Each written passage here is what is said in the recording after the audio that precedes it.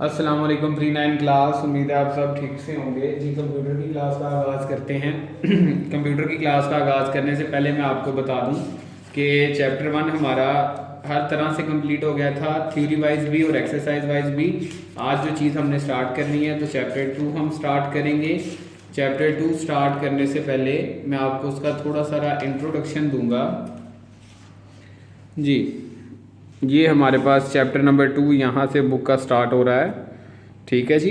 तो chapter number 2 के अंदर वो हमें क्या कह रहा है?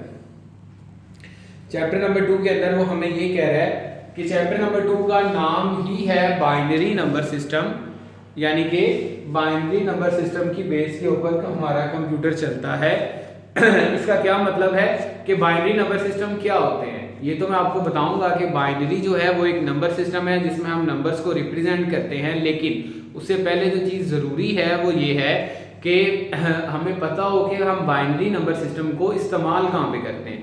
बाइनरी नंबर सिस्टम इस्तेमाल होता है जी आपके कंप्यूटर के अंदर। क्यों? क्योंकि बाइनरी नंबर की बेस हमेशा 2 होती है। 2 क्यों होती है? क्योंकि इसमें 2 ही डिजिट होते हैं, एक 0 और एक 1। और आपका जितना भी इलेक्ट्रॉनिक या डिजिटल कंप्यूटर है उसमें डिजिटल वॉच आ जाती है, डिजिटल माइक्रोवेव आ जाते हैं, डिजिटल कंप्यूटर्स आ जाते हैं।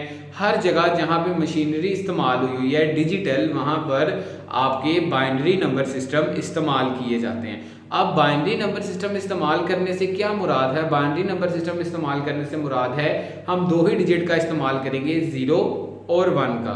0 और 1 का इस्तेमाल करके हम पूरे का पूरा कंप्यूटर रन करते हैं। और कैसे रन करते हैं, इसकी सिंपल एग्जांपल आपको देता हूं कि आपने अगर कभी कंप्यूटर खुला हुआ देखा हो, यानी कि उसका जो सीपीयू बॉक्स होता है उसको कभी अगर आपने ओपन करके देखा हो तो उसमें आपको पता चलेगा कि सिर्फ कुछ सर्किट्स लगे हुए हैं और कुछ वायर्स लगी हुई हैं, ठीक है। तो इतना बड़ा सॉफ्टवेयर कैसे बन के तो एकदम से सामने आ जाता है? तो उसकी वजह यह है कि 0 से मुराद है कि उस वायर में से करंट पास नहीं होगी और 1 से मुराद है कि करंट ऑन होगी, ठीक है। चूंकि हमारे पीसीज या लैपटॉप जो हैं वो बिजली पे चलते हैं, बिजली पे ना सही तो बैटरीज पे चलते हैं, तो यानी कि करंट की मदद से चलते हैं। तो उससे यही मुराद है कि वायर में से करंट कितनी दफ़ा पास करनी है और वायर में से करंट कितनी दफ़ा पास नहीं करनी, ठीक है जी। तो इन चीज़ों को अगर आप ध्यान में रखेंगे तो बाइनरी नंबर सिस्टम आपको ज़्यादा जल्दी समझ आएगा।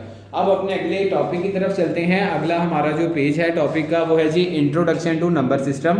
नंबर सिस्टम क्या होता है? आपकी बुक पे उसने लिखा हुआ है a number system is a system for representation of numeric data. ये सबसे पहली लाइन जो अंडरलाइन हुई है यही आपने याद करनी है इस पैराग्राफ के अंदर से। वो कह रहा है नंबर सिस्टम वो होता है जो नंबर न्यूमेरिक डाटा की रिप्रेजेंटेशन के लिए इस्तेमाल किया जाता है, ठीक है जी। न्यूमेरिक डाटा की रिप्रेजेंटेशन, न्यूमेरिक डाटा कौन सा होता है? न्यूमेरिक डाटा गिनती होती है, काउंटिंग होती है, 1 2 3 4 5 6। इसके लिए जितने भी नंबर सिस्टम इस्तेमाल किए जाएंगे वो सारे के सारे जो हैं जितने भी सिस्टम इस्तेमाल किए जाएंगे वो सारे के सारे नंबर सिस्टम होते हैं, ठीक है। ये ज़्यादा होते हैं लेकिन आपकी बुक में उसने सिर्फ चंद के बारे में बताया है। और वो कौन कौन से हैं उनमें सबसे पहला है डेसिमल, उसके बाद है बाइनरी और उसके बाद है हेक्साडेसिमल। ये 3 के बारे में आपकी बुक में उसने डिस्कस किया हुआ है, इसके बारे में हम पढ़ेंगे। सबसे पहला है जी डेसिमल। डेसिमल के अंदर क्या मैंने लिखा हुआ है? मैंने सामने लिखा हुआ है बेस जो है वो 10 के बराबर है। जी हाँ, डेसिमल की बेस 10 के बराबर क्यों है?